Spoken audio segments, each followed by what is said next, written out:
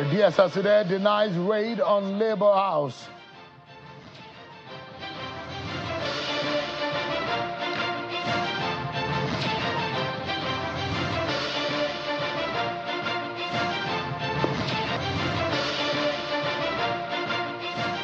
And tonight, we dissect issues related to the funds available to states and the poverty situation in the country in the aftermath of the nationwide hunger and hardship protests.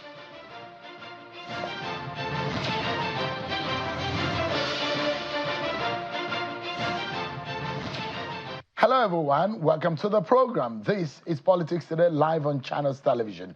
I'm Sean Kimbaloye in Abuja. Let's begin by letting you know what the response of the Department of State Service, the DSS, has been over the alleged raid on the NLC Labour House. The DSS has refuted reports claiming that its officers had raided the headquarters of the Nigerian Labour Congress, NLC, in Abuja. The denial comes following allegations yesterday by the NLC that the service had sent armed men to its office and that they had carted away some documents. According to the union, the operatives stormed the Labour House around 8:30 p.m.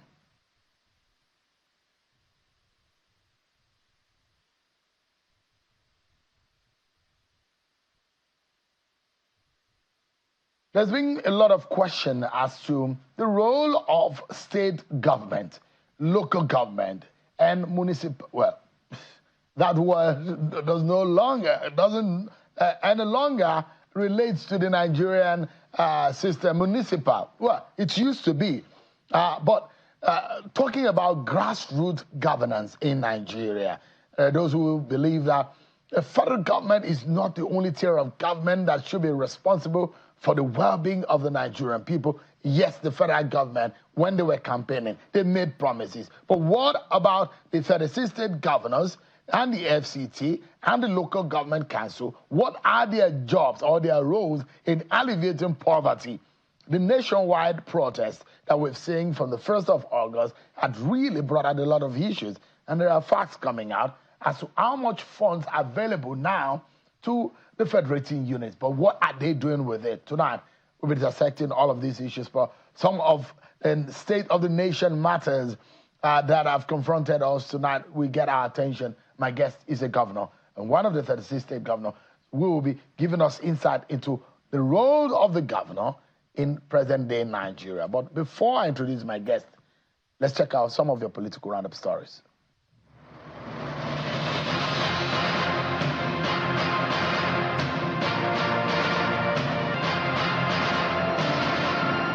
People's Democratic Party (PDP) has announced its withdrawal from the forthcoming Kebbi State Local Government Council elections scheduled for August 31, 2024. The decision was made following concerns over the credibility of the electoral process. In other news, the Minister of Budget and Economic Planning, Mr. Abubakar Bagudu, says the fight to end poverty in Nigeria requires the intentional collaboration and engagement of citizens and all stakeholders. Mr. Bagudu made the remark at the official unveiling of the Action Aid Country Strategy Paper 2024 to 2034 with the theme Citizens' Action to End Poverty and Injustice in Abuja. The minister stated that the present economic challenges bedeviling the nation is due to cumulative decades of underinvestment. He says the government is working assiduously to better the lives of over 80 million Nigerians currently living below the poverty line. We are not where we want to be. And this came about not as a result of any one person's effort, but cumulative decades of underinvestment.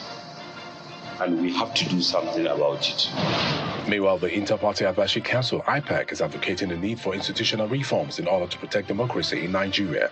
At the conference in Abuja, the National Chairman of IPAC, Mr. Yusuf Dantale, and the National Chairman of the All Progressives Congress, Mr. Abdullahi Ganduje, calls for reforms in the judiciary and the electoral umpire.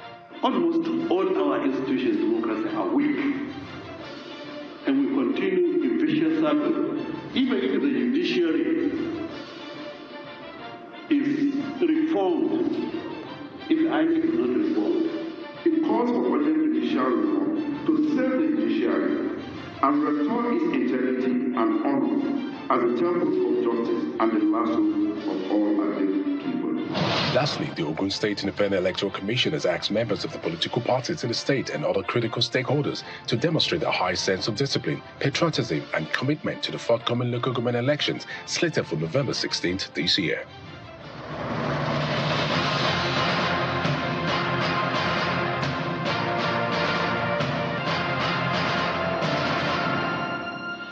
Thank you so much, everyone, for staying with us. Let's get to it. In the wake of the nationwide protest over hunger and hardship in the country, there are being pressures on state government and even local government authorities to be more accountable and show the value of the funds that have accrued to their coffers over the past months. Human rights lawyer Femi Falana and Senior Advocate of Nigeria has called on the state government to account for the sum of 438 billion naira disbursed to revitalize businesses following the COVID-19 pandemic. The president, in his nationwide broadcast last Sunday, President Tinubu said that the government disbursed over 400 billion naira to states. And Mr. Falana is now demanding for accountability from the state government. In a statement he released, he says that since the funds had been confirmed by President Bola Tinubu in his nationwide address, it is appropriate for Nigerians that would deserve to know the details of its use in the anti-poverty alleviation programs. He said that this was important given that the 438 billion naira being the last tranche of the $750 million World Bank loan will be paid back by the Nigerian people. Now I'm being joined by the Governor of Nasarawa State, Engineer Abdullahi Sule. Thank you so much, Your Excellency, for joining us tonight. Thank you so much, Ashon. It was just a few days ago, isn't it, that we're talking about the protests and some of the issues in the land. But now there are even, in fact, more pressing issues of state that we could also take on. Thank you so much for honoring the invitation. Thank you so much. Can you tell Nigerians, because a lot of people are worried, and we've raised it on this program equally to say more funds are going to the states. The federating unit is getting more funds. Removal of subsidy is one layer by which the revenue is now accruing. There are other funds that the federal government is also says he has disbursed, and the president reviewed that. The question is, are the funds being released? Has the state government gotten it? There are also loads and trailers of rice that have been said to be disbursed. Where are those rice? So many issues on the ground. The question is that can the state governments, our governors, fold their arms, stay aloof while this nation burns, and people are asking that are agitated about hardship in the land? First and foremost, the funds as advertised by the budget office, office of Minister Bagudu, has your state been given that fund? Yes. It was supposed to be a repayment. Yes. So you've gotten it, you're supposed to get about 29 billion or so. 27 billion. 27 billion. Have you gotten it? Yes. So it came right on time? Yes, right on time. It came in June this year. But this is a fund that you've spent earlier? No. You know, there is a little bit of misunderstanding about the 570 billion. And because yesterday or 2 days ago, I saw my dear brother, Senator Sani, actually appearing on the program and capitalizing on the same issues that the respected Falana, also Femi Falana also spoke, SAN. It is very important that the governors come together and clear it. From the beginning, when the issues came up, there was also tension in the country. There were a lot of issues about all these protests. And every governor was back in his own state, trying to control that. And the governors felt there was no need trying to explain more so that you don't create more tension in the country. So the governors showed some level of maturity to take all the heat. But there was a little bit of misunderstanding about the 570. Let me tell you how the 570 came about. The 570, 135 billion was the first amount that was disbursed under a program called Nigerian Community Action for Resilience and Economic Stimulus. That is called NGCARES. That money came from the World Bank, and that was the second disbursement, which came in November last year. The actual amount was credited to the account of every other state, sometimes around end of January, February, depending on the state. Indeed, the total amount of this 135 billion, Nasarawa State came first by getting 13.6 billion, over 10% of the total amount. But that money is meant for certain projects. It's almost like a regimented loan from the World Bank. At what percent is for the repayment? Well, the World Bank actually is doing it at no interest.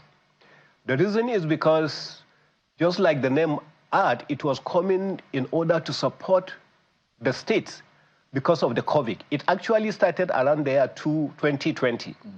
So the first disbursement was done even before Mr. President actually came in May 2023. So the first disbursement was done. The second disbursement was when the Mr. President was there.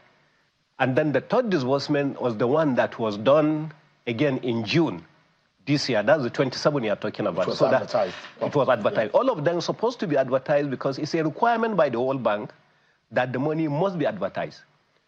So there's supposed to be 3 installments. 3 installments. And all have been fully paid. All of them have been disbursed to all the states credited. Every state has been credited. No state is denying it.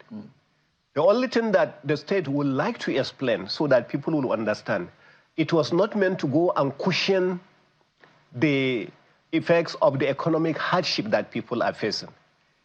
Because this is money that is tied to certain projects. For instance, in Nasarawa State, part of the money was to be used for the construction of 15-kilometer rural roads in every one of the 13 local government areas, at least 15 kilometers. So we ended up doing over 227 kilometers of these rural roads in the state. It's supposed to go into communities where there is no water and actually have boreholes drilled for them and solar power. It's supposed to go also into what they call cash transfer, where 2,000 people for 12 months will be given 10,000 naira each. It's supposed to go also for primary healthcare units, where everyone has to be given. So the money is tied to certain projects. The money is not for rice, it's not for palliatives, it's not for anything in that line. But in some ways, it's supposed to serve to alleviate poverty, like the cash transfer. Definitely. All of them are supposed to alleviate poverty. For instance, the World Bank identified certain routes that have to be done, in our state. And they selected all these roads one after another. And I will give you an example of one. It's an area where there is a lot of agricultural activity, a lot of post-harvest wastages, because the people didn't have the opportunity to bring out all these things. So by the time that we constructed these roads, the people were happy. They were able to bring out all their produce, to the market, and it empowered them. So reduce the level of poverty in those kind of communities. Other places where it has to do with health, with education, with agriculture. Take the one of agriculture. We had given, fertilizer and other farm inputs to the various farmers. So in Nasarawa State, for instance, the total number of people who have benefited from the NG cares of the 13.6 billion that we receive amounted actually to 259,754 beneficiaries. They all benefited from this particular program. How can we track them? Is it possible? Is there a platform? Yes. That Nigerians can go and see that these people receive these funds? You see, the biggest, who is supposed to even follow this closely? The World Bank. The World Bank are interested in ensuring that everything you say you are doing must have happened. If it doesn't happen, you will not qualify for the next disbursement. Take the one for the first 136 billion. There is 1 or 2 states that get 0 because it's tied to performance. How much are you transparent in your own state? How much are you how much are you funding education? How much is your own accountability as a state? So the state that falter gets nothing. They get nothing. So the second tranche did not come because some of the states were not transparent enough in the first tranche. Well, it's not just about transparency. It's also provision of the budget. The DLIs, which is called the direct link line link actually have to be agreed. And the World Bank must inspect to ensure that you have met all these requirements before now the minister or the Ministry of Budget and Planning will now submit to the World Bank, and the World Bank approves before the money comes. So it's a World Bank loan. It was not money meant for us to do that. And the reason why Nasarawa State is at the forefront of doing this is because the second tranche, as I told you, we are number one. We got 13.6 billion. The second one, we got 27 billion. This, I will tell you, for instance, this 27 billion, not one naira has been touched in it so far. Because it's still it's in the bank. We got the money in June. Okay. And we are just drawing the work program right now. But the hit right now in places like Nasarawa State is that the money is there. We want our money. The minister said that the money is meant to be for so and so, but it is not. It's a World Bank loan. Right, but it's not also, they're not also wrong by saying the money is for poverty alleviation. Only that it is tied, it is project tied. Exactly. It is exactly like SUBEP. If you want me to call it in a very another language that people will understand, is a regimented facility. It's loan that is tied to project. You are to buy this biro. The biro must be red. You can't change it and go to. You are to do, and I'll give you a very good example. The example is with the rural roads. I told them, okay, I went to World Bank myself. I had a meeting with the World Bank and said, World Bank, these rural roads, sometimes when we do them, in less than 1 year, the rain comes and washes them out. Can we do maybe, instead of doing 15 kilometers, can we just go somewhere and do, maybe just about 3 or 4 kilometers for certain places, but third road? They said no. It's supposed to be what was applied for, and that's what it is. So that's what I mean by it's regimented. It has to be exactly for what it's meant for. What is the term, the duration for the repayment? You see, the reason why people are looking for this kind of loans, if you remember, when President Obasanjo was in office, Nigeria was actually owing Paris Club, London Club, this and that, roughly about $30 billion. Nigeria had about 42 billion in foreign reserve. And the president now was asked to make a deal. Pay 12 billion and then everything will be wiped out. And that's one of the best things that President Obasanjo had done for this country. And 12 billion was paid and everything actually was wiped out. So that's where you are hearing about this Paris Club and the rest of that. These are the kind of loans that everybody is hoping, because World Bank gave this loan purely because they are doing it to support COVID era. And they are the one identifying where the money must go. So people are hoping this is similar to those kind of loans. That's why everybody is rushing for it. What's the duration for repayment? It's not even stated now. Just take the facility. Is there a moratorium before repayment? All those are not stated now. Really? Yes. So, I mean, it's a credit facility. Yeah, but I mean, in any credit facility, those terms has to be stated. How much you are getting, what the consultants will get, what the project We don't have for. consultants in this case. So it's direct from the World Bank? It's direct from the World Bank to the federal government, because it's a federal government also driven. The federal government accepted and drove this. Federal government is also to a certain extent guaranteeing it. That because you have FAC allocation, for instance, it can be deducted from that. It's similar, I'm telling you, to like Paris Club. So this is an arrangement between the Ministry of Budget and Planning and the World Bank. I mean, don't you think that there's something shady about it if there are no window, I mean, if there are no duration and timeline of payment? No, there may be durations that are more familiar with this to the Ministry of Budget and Planning. Because if I'm collecting a loan as a private person, I need to know when I start to pay back, what I'm paying back, when the credit, when I'm due, or when I would be defaulting if I'm not paying back. So you have your own budget plan, and as a state governor, you need to be able to also plan that as also year I'll be paying this back. I mean, it's going to be a form of a hoodwink if then after 2 years someone says you pay a lump sum of this amount when you're not clear. No. There is an agreement between the Ministry of Budget and Planning and the World Bank. And in fact, the current minister was a governor when the first tranche was distributed. So he's very familiar with this.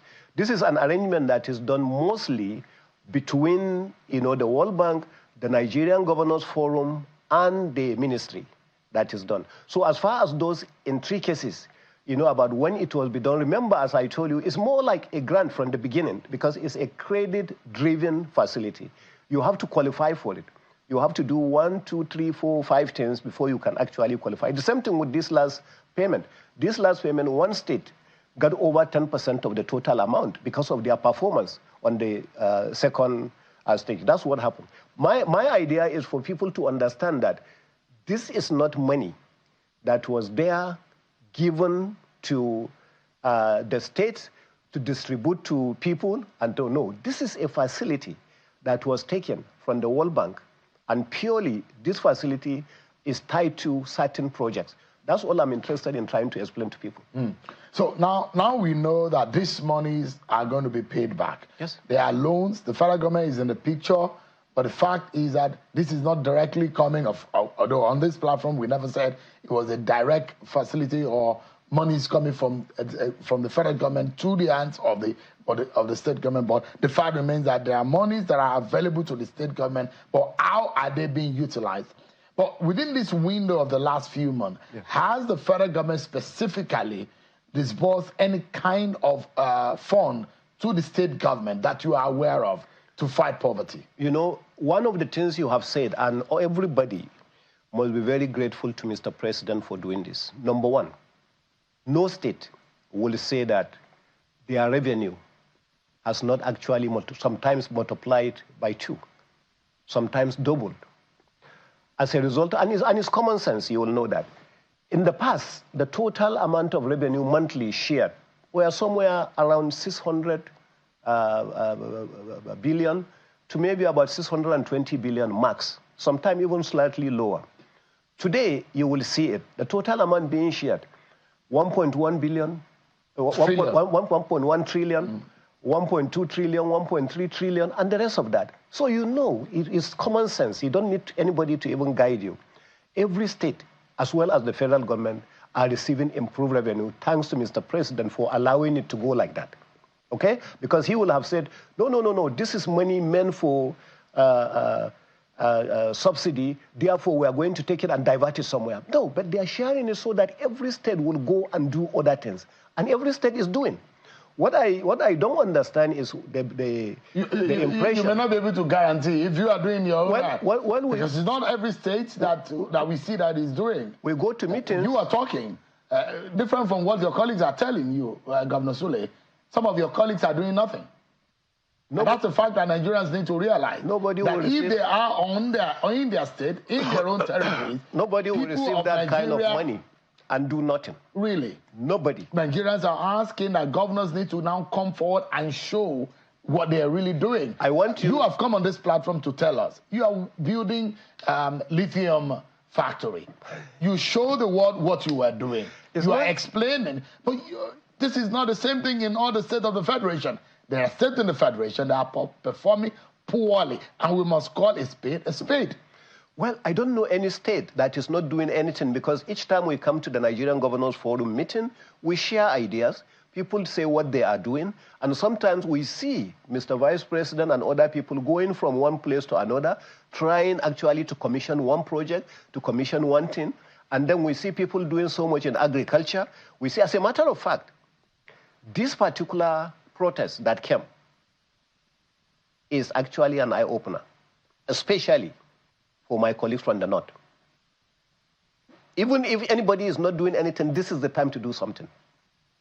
Because we can't be blaming other people. I love the statement made by Shehu Sani, Senator, when he said that, forget about microscope, now look at a mirror. And this is the time.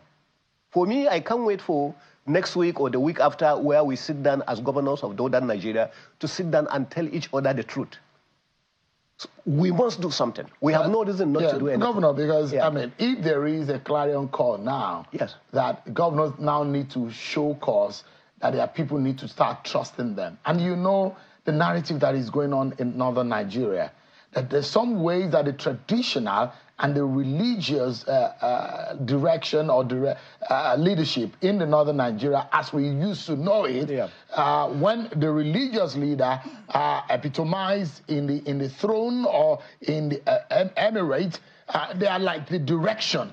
But that, for some reason, is being whittled down by politics. And now there seems to be people getting on the street because they feel that they are not well represented by those who lead them. And it brings one thing, it makes the northern Nigeria more vulnerable, because northern Nigeria is used to be a very well-coordinated, politically well-directed region of the country. But from what we saw in the past days, I think leaders in the northern Nigeria need to now sit up and know that there are people are now rising up and asking critical questions about transparency and how they lead them. I will tell you, the next meeting that we should have as governors of the northern Nigeria, it is no longer a meeting where you will say, oh, religion has forbidden me from doing this. Oh, this today, God has gifted us, the governors, with this leadership. If we don't go out to say this has to be done right, during this last protest that we had in Lafia, majority of those that came out on the street were the Almajiris, some of them 5 years old, 7 years old, 9 years old. A lot of them didn't even understand the meaning of the protest. When I spoke with them later, they didn't even know what they were protesting against. You know, so we must sit down. At one point in the year 2020, we sat down as the governors and took the decision about the Almajiris. Unfortunately, it didn't work out well. They went back to square one. Some of the religious leaders criticized it, this and that. But from what happened now, I don't believe anybody will continue to criticize actions that will be taken in order to move forward. Otherwise, it will come, it's a time bomb, it will come and consume every one of us. So what they say, something has come home to roost, isn't it? And it's an eye-opener that no leader can now take people for granted. Correct. The people are now more awoken. If there is one lesson that, apart from the fact what you have said, one lesson in terms of performance, that performance cannot only be deferred to the year of the election. It has to be now. In your own view, what do you think is now very much critical to your people that you need to start doing to persuade them, to make them know that you are really, really working in their interest? What would that be? One is education. One of the biggest problems we have in the North, from the day I came, is idea of education, and the one we are still pushing on. When people actually don't have the education, don't have the economic empowerment, these people will continue to behave the way these Almajiris actually behave during this protest. So education must be taken seriously in the North. We must be honest with one another. We must face one another and say, sir, marrying so and so number of wives, having so and so number of children when you cannot even take care of yourself is wrong. No religion actually is promoting that. No religion is allowing that. You don't think that was that's in the Holy Quran? No. That you can have more than one? No, you can have more than one if you can afford. I'm a little bit learned in Islam. It's actually in the second is in another surah that we have. You know, the first surah is Fatiha, the second surah is Baqarah, and the third surah actually that Imran, and then Nisa'i. So it is in the Surah al-Nisa'i where you are allowed, if you can afford. It also added, if you can. So it is not just because you are a Muslim. So Quran forbids you responsibility. Marrying wives are not being able to cater for them. And allowing the children out of that wedlock to go on the street and start begging. No. Islam does not allow that. Islam does not agree with that. So it's important for you to educate the people of the North. It's important for our tradition. That's why I say our religious leaders should be part of our meeting. You know, you see, the people are misusing the title of this Almajiri. I am an Almajiri. Almajiri is just a student. If I'm sitting with somebody, you know, like Professor Pantami, I will call myself his Almajiri because I'm a student. I'm not as learned as he is. If I'm sitting together with Sheikh Jingir, I will say, sir, I'm your Almajiri. But there are some other people that will sit with me, they are my Almajiri. So Almajiri is just being misused as a title. Almajiri is somebody seeking for education, Islamic education. So it is not necessary. It's not a beggar. So the Jonathan government Almajiris system that he created is actually a good idea. Wonderful idea. But it's collapsed now. Long time ago. So we need to go back to it. No. You must not go back to that particular one. What I'm saying is that from the beginning, let us educate ourselves. Hey, China educated itself to say that you can have only this number of children. Okay? Yes, they are not Muslims. There are more Muslims in India than in any country in the world. But they are following some of these Islamic teachings. They don't follow some of these things that we are doing. In Saudi Arabia, if you go, majority of the people have only one wife. So our people are misguided. So we need the education. Is that the case? I don't want to use any wrong word, misguided, misinterpreted, this and that, but I'm saying we need to be educated by our religious leaders. So the clerics need to rise up. Yes, they need to rise up, definitely. The emirs, the traditional rulers in the northern Nigeria needs to rise up. Anybody, all, including our governors, including the people, everybody. It's a time to declare a state of emergency in the northern region of the country, isn't it? Well, I don't know if that's the right word to use, but I'm saying that we must wake up, as leaders and do what we think is right for this country and for our region. Our region is good in agriculture. Every one of us should go back to the field. And I'm saying if anybody is criticizing, we have started. For me, the background is there. When I was the group managing director in Dangote, I managed Savannah Sugar Company in Numan. I managed the Tunga Sugar Company. I was, in fact, the chairman of all the companies that are producing sugar in the country. So I'm very familiar with agriculture. I love agriculture. I have my personal farms. But today, for Nasarawa State, we have 5,000. We are going to do our first harvest, for rice. We have 5,000 hectares, that we have cultivated. Our first harvest is going to be end of October, early November. And so we are not just going to be talking, we have to show. Right. Some governors may be doing more than myself, because they have more land probably than I do. And those are the kinds of things. So we need to follow, we need to educate our people, we need to be serious about the Almajiri system, we need to do agriculture, we need to do all this. And the money is there. So I don't know, when you said people are not doing what are you going to do with the money if you are not working with it? Let's take a break, Governor Sule. But when we come back, there are also critical questions. Governor Sule also has an idea of the petroleum and oil and gas sector in Nigeria. There is a probe into that sector. Who are those that are sabotaging the Nigerian economy in that sector? We'll be looking into that, plus some other issues of state. We'll be right back as well. Join us again.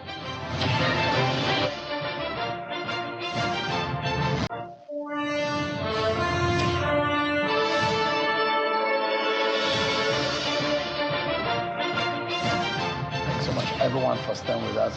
The governor of Nasarawa State, Engineer Abdullah Sule, has been speaking with us on the program. Thank you so much, Your Excellency, for joining us tonight on the program.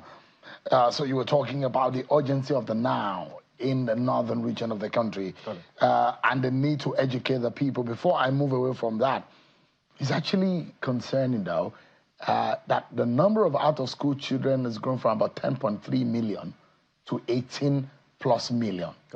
And your state's share in that ratio, which is very, very high in your state, what are you doing to turn round that cycle? But as far as education is concerned, education is free at the primary school level. But these are the kind of people that are not interested in going to any primary school. It doesn't matter what you do. Majority, 90% of these Almajiris that you see in life here are not even from Nasarawa State. They were brought from other states, in search of, according to them, education, Islamic education. And they spend most of the day actually roaming the streets. So that's what I'm saying, that we must go back, as governors and revisit the idea that we had. What was the idea that we had the year 2020? We're saying that it was COVID. These children were going everywhere. They could actually contact COVID. Nobody cared about them. Because you see, their parents brought them and dropped them in Nasarawa, for instance. They don't know what they eat, where they sleep, what clothes they wear, who takes care of them. They don't know. They leave them in the hands of the teacher. The teacher himself cannot feed himself. So he sends them out to go looking for this food. Those are the kinds of challenges that we are facing. So I'm saying that this we must face as a people and be honest with each other and resolve them. We are doing everything possible as far as education at the baseline level is concerned. We are accommodating the number. We are building more primary schools available. In fact, we just attracted another school, the police secondary school in the state. We are building more and more of them in the villages. We are building even some of the primary schools for the Fulanis. We call them full bay primary school. We follow them into the bush. We build some primary school for them. That way, we can get them educated, and things like that.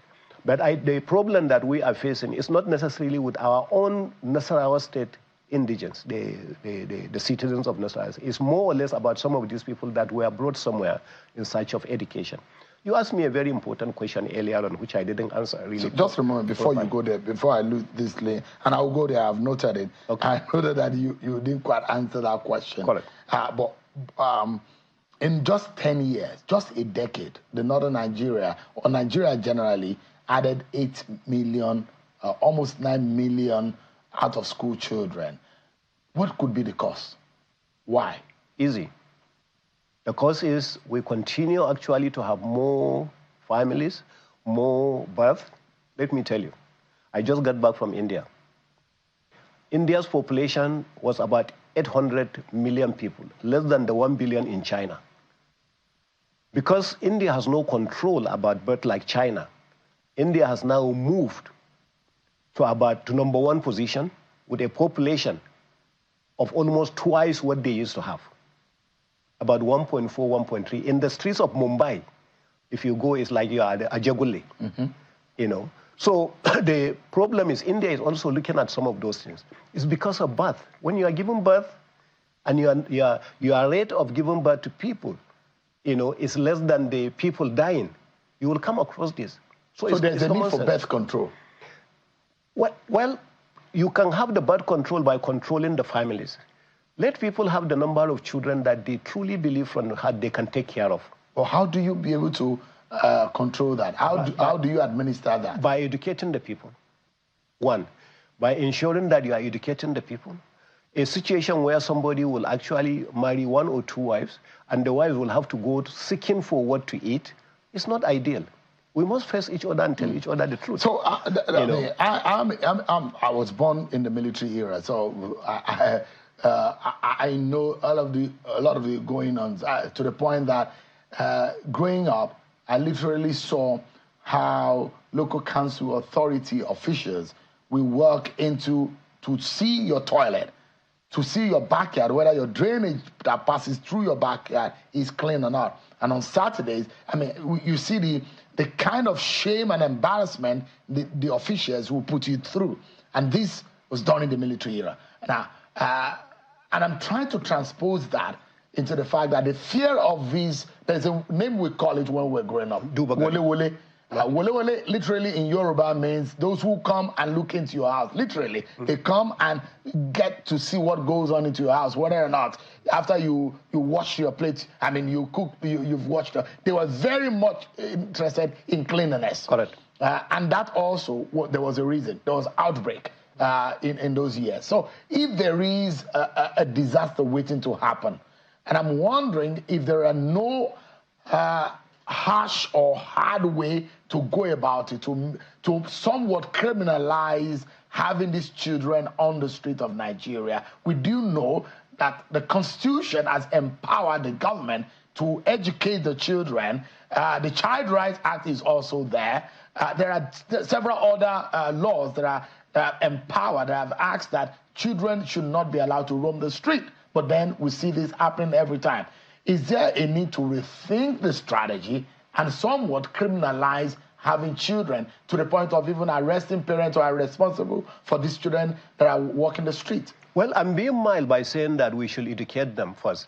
And I don't want to take like a very hard line right now so people will misunderstand what is happening. But there is a need for people to even understand their own responsibilities, even according to the teachings of Islam. It is not right. as a Muslim to give birth to a child and throw the child away and take away all your responsibilities on the child. You are not doing that. So the need to ensure that people are even educated on the need about women you marry, your responsibilities as a husband on that woman, feeding her, her education, her clothing, her health, and the rest of that. So it is important that we even get people educated first. It's easy to marry, but it's more difficult actually to take the responsibilities of marriage. So I think those are the kinds of things that I believe as leaders, when we sit down and look at each other directly in the face, we should be able to say, how do we come about this? Is it by criminalizing it, like you are mentioning? Is it by the people I grew up during the same era also? We used to call them Dubagari. Dubagari directly is people who go in the town to check, and they will enter everywhere. Yeah. No restriction. I know on the street of Kano, I think, when Abdullah Ganduje was governor, literally they were arresting and picking up children on the street who are supposed to be in school. Correct. I mean, this I have seen personally when I'm doing a story. I was doing a story in that respect. Correct. Do you think that should go back? Definitely. Have some kind of local police that will pick up these children and make sure they go to school. I mean, but you see, there must be a solution to what has become an endemic or a disaster that is waiting. If you don't have the education, you will think. You see, during the COVID, I was very vocal about this, like I'm vocal today. I was very vocal about this, that no, these children, we must take them back to their states of origin so that we can connect them with their parents. They need the love of their parents, this and that, blah, blah, blah, and the rest of that. And we did. We took every one of them. The ones meant for Katsina, we took them to Katsina. Yobe, we took them to Yobe. And the ones in Nasarawa from Yobe, they brought them. From Katsina, they brought them to Nasarawa. And we did that. We did all the transfers. I tell you what happened. The moment these things relaxed, I think they got angry maybe because I was too. Right now, we have twice the number of Almajiris in Lafia than we used to have. As if maybe they are punishing me to say, since you don't want them here, we send them more. So I think the idea is about the education first. You can take the ones from street right now and take them to school. Believe me, tomorrow you will see another set on the street. So until we go to the foundation of the problem and solve it, it doesn't make any sense to do what we are doing right now and solve the problem now, because they will bring another trailer at night with so many Almajiris and drop them. So in the morning you go out, you will see them. So I think this is really an issue. As I said, we need to sit down, as governors of Northern Region and invite all the major stakeholders, our traditional rulers, our religious leaders, everybody, community leaders to come in and say, how do we solve this problem? Let's hear from every one of you, and then we move on. Governor, before I move back to some of these national issues, going away from the regional issue, and I am from the northern region of the country, and the kind of thing, the disparity you see in terms of development compared to the southern part of the country is it's concerning, though. And you cannot have your people less educated, your region less developed, and you still think that it's only political power that matters. It's actually ironic, and I don't think it's the right way to go.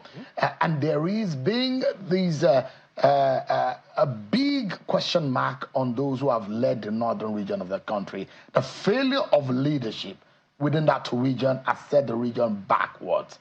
And I don't know where do you want to start from. You are a leader in the northern region of the country. Where do you start from anyways? Because there has been years of failures of leadership in the northern region of the country. How do we then walk that back and ensure that leaders in the north now start to stand up and do the right thing? Well, that's why I started by telling you about your interview with the senator 2 days ago, when he said that it is time to actually use the mirror. And I think that's where we are using the mirror now. You cannot continue, for instance, if there is less development in a particular state in northern Nigeria, you can't just continue to blame Mr. President or to blame Minister of Education or to blame this. What are we doing? And it starts, it's not just with the governors, it goes down to traditional rulers, goes down to community leaders, goes back to parents. I've just mentioned to you, part of the problem are parents who give birth to children and just drop those children on the street. You can't blame anybody for that one, but the person who is doing exactly that. So I think the blame game is all the way through. So that's why I say we must look at each other directly in the face. This is my own role of failure. This is your own role of failure. This is your own role of failure. How do we go ahead and do that. I heard what the governor of Kaduna actually mentioned recently, that all the leaders between so-so and so period and so-so and so period are responsible for our failures. With due respect to my younger brother, I will say all of us, including us today, including those before them, but more importantly, including the followers, because we have to all accept certain responsibilities and pick it up from there and then move on. That's the way that I look at it. I asked a question earlier that has this government under Bola Tinubu in the last 1 year giving any fund to the state government to fight poverty specifically, and how much is that? Okay. I will tell you one of the best that ever happened. We started pursuing it from the last administration. There is what we call petroleum tax, excess crude, and petroleum royalties and the rest of that, which were deducted. And then the state governors at the regions came with the federal government and did the reconciliation. I remember Governor El-Rufai played a major role in that reconciliation exercise. At the end of the day, the total amount came to about 1.7 trillion that was going to be shared. And the federal government actually, under this same president Tinubu, just about 2-3 months ago, decided to say that in order to help the states to develop, we will release that money. And it was released. And I give you an example with Nasarawa. Nasarawa State was allocated 57 billion out of that money. However, what month did this come? What month of the year? I think this came around May. This year? May, June this year. The money just came not too long ago. And this is aside FAC? Aside FAC. This is aside FAC. Now, by the way, Nasarawa didn't end up with receiving 1 naira, but I'm still happy. You know why? The 57 billion that's supposed to come to Nasarawa State, what the federal government did was to say that, okay, before you came as a governor, Sule, between 2011 and 2018, 2019, the state governor or the state government had taken bailout, had taken budget support, had taken bridging finance, had taken this, and the total amount amounted to 58 billion, something like that. Therefore, your 57 billion, we are going to use it to pay out these facilities that you have taken. It's not you that I have taken, but remember, this governance is assets and responsibilities and liabilities. When I became the governor, I answered the title of the governor, that's an asset. The debt that I inherited, those are liabilities. They are my responsibilities. So, and you didn't fight it? I didn't fight it. I mean, they could have given you, even if it's no, they didn't give 20% me. They didn't give me 1 naira. Is that fair, though? Well, they took it to everybody.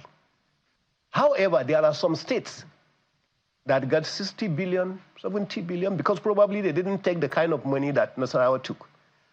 So some states got a lot of money. Nasarawa said, I'm not complaining. I'm happy that at least I have taken off a debt of 57 billion, the weight of Nasarawa State. You understand? So I'm not complaining at all. I'm not unhappy about it. But in terms of rice and other food items that the government says is, and fertilizers, pesticides, and everything to aid agricultural produce and bring food to the table, yes, has those been disbursed? Yes. Recently, Mr. President actually gave us free fertilizer.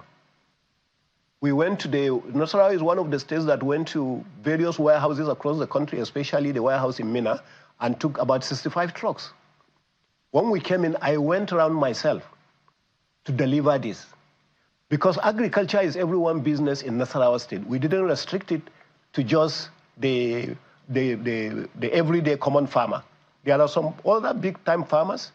There are also some of the political leaders, some of this. Everybody gets something. And we still have some left that we have not distributed. So, and we are saying that what we have left, we are also going to distribute during the period of dry season farming, because in Nasarawa we distribute fertilizer twice, the wet season and the dry season. So, and everything is there, but I went there myself to make sure that all these things were distributed. It was Mr. President that gave us free. And we also gave it free to the people. We didn't charge anybody 1 naira. So the rice too given? The rice, there is a question mark on some of them. You know, there is a lot of news now about everybody come and take 20, what is it? How many? 20,000 bags of rice. It's supposed to be 40,000 subsidized to be sold at 40,000. No, that one I have not seen that. You've not seen that one? I have not seen that one. But the one that was announced recently, the 20,000 bags that were supposed to be given to every state or something like that. You know, so in fact, I heard about that one when I was in China. I came back from India, we went to China. We were together with Ajuri and Gelele, you know, concerning the greenhouse or something that is going to come in Nasarawa State. So because of that, you know, when we came back, I had 20,000 bags of rice. I said, oh, fantastic. You know, so let us go for it. They said, oh, no, we are referring to the 20,000 given to you in March. Because we were given in March. It's not that we are not given. When we were given in March 20,000 bags, you know, what we did is that in Nasarawa State, we have 13 local government areas and 18 development areas. So what we did was to buy additional rice to make sure that every local government received that rice. Again, that one, I went around myself together with the deputy governor to make sure we distributed those rice to everybody. And I'm sure probably you have... So what you receive and what you have told Nigerians is what same that your colleagues in other 35 states should have gotten or must have gotten? No, it's not about should have gotten. There is nobody at the meeting who said he didn't get. All right. Yeah. Let me quickly wrap up because we have just about less than 2 minutes or a minute or thereabout. And it's about because of your expertise in the oil and gas sector.